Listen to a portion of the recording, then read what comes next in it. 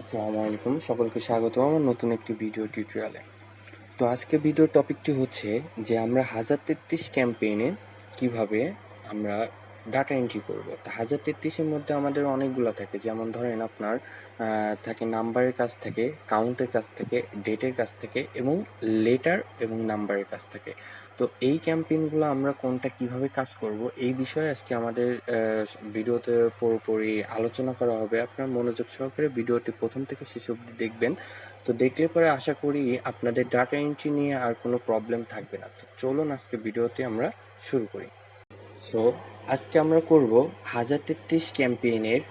এখানে আমরা উপরে যদি ফলো করি তাহলে আমরা দেখতে পারবো আমরা কোন ক্যাম্পেইনে আছি। আমাদের যে জবটি আমরা যে সফটওয়্যার ইউজ করি না কেন সেই সফটওয়্যারটি আমরা ব্যবহার করার পরে যে আমাদের সফটওয়্যারটি যে মাইক ওয়ার্কারের কাজটি ধরবে, তো ধরার পরে যে আমরা উপরে এই দেখুন এই যে জব লেখার পরে এখানে দেখবেন যে TTV data entry from image, এইখানে দেখবেন আপনার লেখা আছে 1033।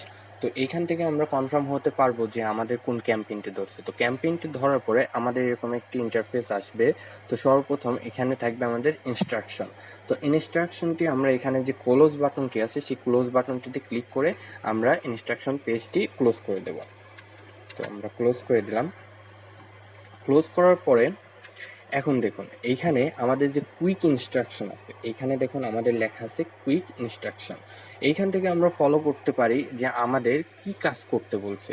তো এইখানে দেখেন একটা ভ্যালিড ইনপুট নামে একটা বক্স আছে। তো এইখানে ভ্যালিড ইনপুট মানে কি, এইটাকে আমরা ইনপুট করতে হবে, যেটা রং থাকবে সেটা আমরা ইনপুট করব না।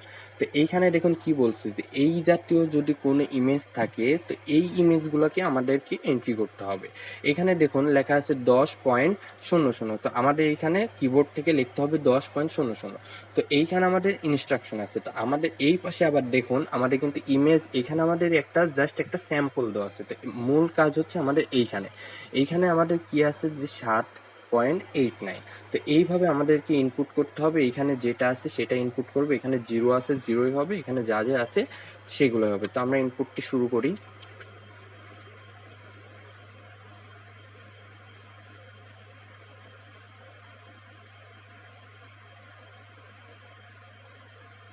আমাদের ইনপুটটি করা শেষ। তো ইনপুট করা শেষ হওয়ার পরে তারপর আমাদেরকে জবটিকে সাবমিট করতে হবে। যখন আমাদের সকল কিছু ইনপুট করা শেষ হবে তখন আমরা নিচে দেখবো লেখা আছে সাবমিট জব।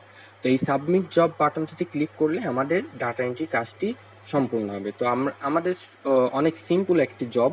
তো এইখানে আপনার অ্যামাউন্টও এরকমই দেয়, 3 সেন্টের মতো করে দেয়। এই যে এখানে লেখা আছে 0.03 সেন্ট। তো এতটুকুই কাজ। তো ধন্যবাদ মনোযোগ সহকারে ভিডিওটি দেখার জন্য। সবাই ভালো থাকবেন।